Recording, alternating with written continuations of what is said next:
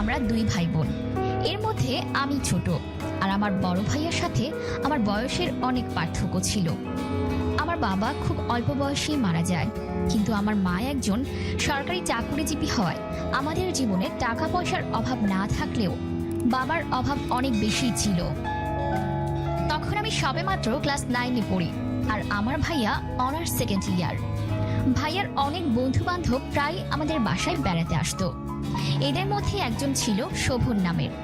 ভাইয়াটা এত বেশি সুন্দর দেখতে ছিল যে আমি তার উপরে ক্রাশ খেয়ে যাই। কিন্তু যেহেতু বড় ভাইয়া ফ্রেন্ড, তাই তাকে তো আর বলতে পারি না। আবার অন্যদিকে তার আর আমার বয়সের তারতম্য অনেক, কিন্তু ভালো লাগা বা ভালোবাসা কি আর বয়স টয়স বোঝে বন্ধুরা?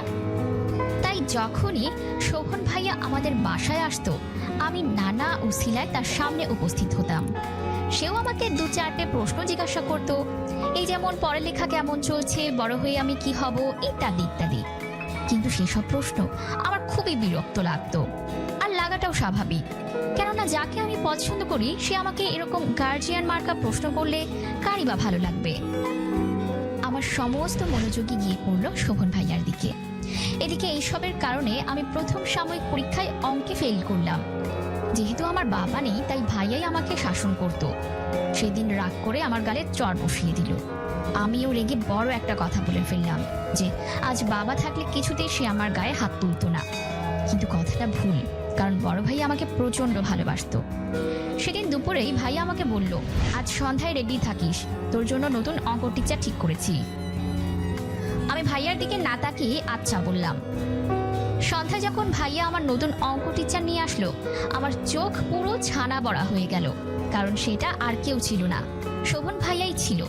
মানে যার জন্য আমি অঙ্কে ফেল করলাম সেই হবে আমার অঙ্ক টিচার। কিছুতেই বিশ্বাস করতে পারছিলাম না, কিন্তু সেটাই সত্যি ছিল। এরপর থেকে রোজই আমি সেজে গুজে রেডি থাকতাম প্রাইভেট পড়ার জন্য, আর শোভন ভাইয়া এসে দিত ঝাড়ি।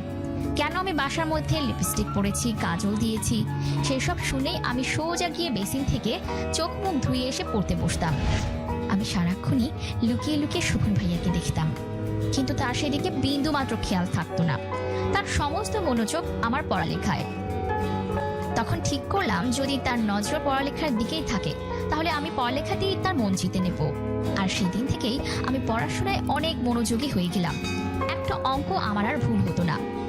এভাবে চলতে চলতেই আমার দ্বিতীয় সাময়িক পরীক্ষা চলে আসলো, আর সেই পরীক্ষার রেজাল্ট সবার চোখ ছানাবড়া হয়ে গেল। কারণ সেবার আমি অঙ্কেতে 88 নম্বর পেয়েছিলাম। কেউ ভাবতেই পারছিল না আমার মধ্যে অঙ্কে ফেল করা একটা মেয়ে কিভাবে অঙ্কে এত নাম্বার পায়। যাই হোক, ভাইয়া শোভন ভাইয়াকে অনেক ধন্যবাদ জানালো, আর শোভন ভাইও খুশি হয়ে আমাকে একটা ডায়েরি উপহার দিল। আর সেদিন থেকেই আমি সেই ডায়েরি জুড়ে কেবল শোভন ভাইয়ার কথাই লিখে রাখতাম। কিন্তু একদিন সমস্যা হয়ে গেল। যেদিন কিনা শোভন ভাই আমাকে বলল, যা তো সুমি, তোর ডায়েরিটা নিয়ে আয়, দেখি কি লিখেছিস। আমি তো বিশাল সমস্যায় পড়ে গেলাম। ডায়েরি কিভাবে দেখাবো? ডায়েরি দেখে ফেললেই তো কেলেঙ্কারি হয়ে যাবে। এদিকে শোভন ভাইয়াও নাছুর বান্দা। না পেরে আমি এক প্রকার বাধ্য হয়ে ডায়েরিটা দেখালাম। আমার এত লজ্জা আর ভয় হচ্ছিল, মনে হচ্ছিল মাটি ফাঁক হয়ে গেলে আমি এখনই মাটির ভেতর ঢুকে যাব। শোভন ভাইয়া ডায়েরিটা ভালো করে দেখেই রাগে গট গট করতে করতে বাসা থেকে বেরিয়ে গেল। এরপর টানা 1 সপ্তাহ শোভন ভাইয়া আমাকে পড়াতে আসেনি। এইসব ভেবে আমারও লজ্জায় মরে যেতে ইচ্ছে করছিল। ভাইয়া আমার কাছে কারণ জানতে চাইলেও আমি কিছুই বলতে পারছিলাম না। 1 সপ্তাহ পরে ভাইয়ার অনেক অনুরোধে শোভন ভাইয়া আবার আমাকে পড়াতে আসলো। কিন্তু এই তার আর আগের শোভন ভাইয়ার মধ্যে বিস্তর ফারাক। কারণ তিনি আর আমার সাথে একদমই কথা বলতো না, শুধু পড়ানো বাদে। তাকে অবস্থায় দেখে আমি অনেক বেশি ভেঙে পড়েছিলাম, আর বারবার নিজেকেই দোষারোপ করছিলাম কেন আমি শোভন ভাইয়াকে নিয়ে সমস্ত খারাপ চিন্তা ভাবনা করতে গেলাম। এভাবেই কাটছিল দিন।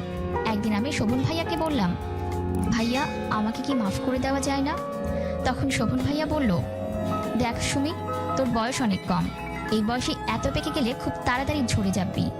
তাছাড়া প্রেম ভালোবাসার বয়স চলে যাচ্ছে না, সময়ের কাজ সময়ে করা ভালো। এটা শুনে আমার মনটা নেচে উঠল। শোভন ভাইয়া কিন্তু একবারও বলেনি তাকে আমি ভালোবাসতে পারবো না, শুধু বলেছে সময়ের কাজ সময়ে করতে। কি যে খুশি লাগছিল। এরপর থেকে আমি পড়ালেখায় আরো মনোযোগী হয়ে উঠলাম। শোভন ভাইয়া আগে আমাকে অঙ্ক পড়ালেও পরে আমার সব সাবজেক্টে লেখা শুরু করলো। এভাবে আমি টেনে উঠলাম, আর শোভন ভাইয়াও অনার্স ফাইনাল ইয়ারে উঠে গেল।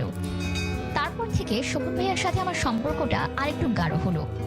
এর মানে এই না সম্পর্কটা প্রেমের, কারণ আমি যদিও তখনও শোভন ভাইয়াকে প্রচন্ড ভালোবাসতাম, কিন্তু মুখে আনতাম না, পাছে যদি শোভন ভাইয়া আবারও আমাকে ছেড়ে চলে যায়। কিন্তু শোভন ভাইয়া আমাকে আর তুই বলে ডাকতো না। খেয়াল করলাম শোভন ভাইয়া আমাকে তুমি বলে ডাকে। জিজ্ঞাসা করতে আমাকে বলল, তুমি তো এখন বড় হয়েছো, তোমার একটা সম্মান আছে, যার তার সামনে যদি তুই করে বলে বসি তাহলে তো সমস্যা, তাই আজ থেকে তোমাকে তুমি করেই ডাকবো। কিন্তু আমাদের এই ঘনিষ্ঠতা ভাইয়ার নজর এড়ালো না। ভাইয়া সবই খেয়াল করতে শুরু করলো, আর এই কারণেই একদিন হঠাৎ করে শোভন ভাইয়াকে পড়াতে আসতে নিষেধ করে দিল। আমরা কেউই কারণ বুঝতে পারলাম না, আবার জিজ্ঞাসা করার সাহসও ছিল না। ভাইয়া মাকেও সঠিক কিছু জানালো না। এরপর একদিন ভাইয়া মাকে বলল কারা যেন আমাকে বিকালে দেখতে আসবে। সেটা শুনেই আমি এবং মা দুজনেই আকাশ থেকে পড়লাম। দেখতে আসবে মানে কি? আমি তো মাত্র ক্লাস 10-এ পড়ি, এখনই আমার বিয়ে কিসের এত তাড়া? তখন ভাইয়া মায়ের মুখের ওপর বলে দিল, আম্মু তুমি কি কিছুই বোঝো না?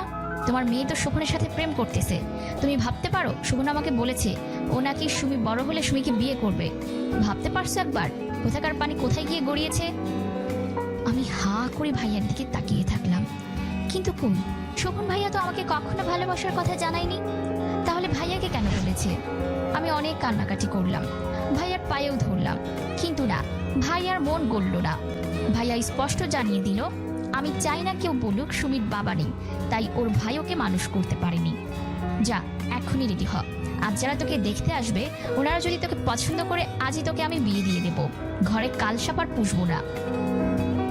আমি মায়ের কাছে গিয়ে কান্নাকাটি করলাম। তখন মা আমাকে চমকে দিয়ে তার ফোনটা আমাকে দিল আর বলল আমি যেন শোভন ভাইয়াকে কল করে আমাকে নিয়ে যেতে বলি।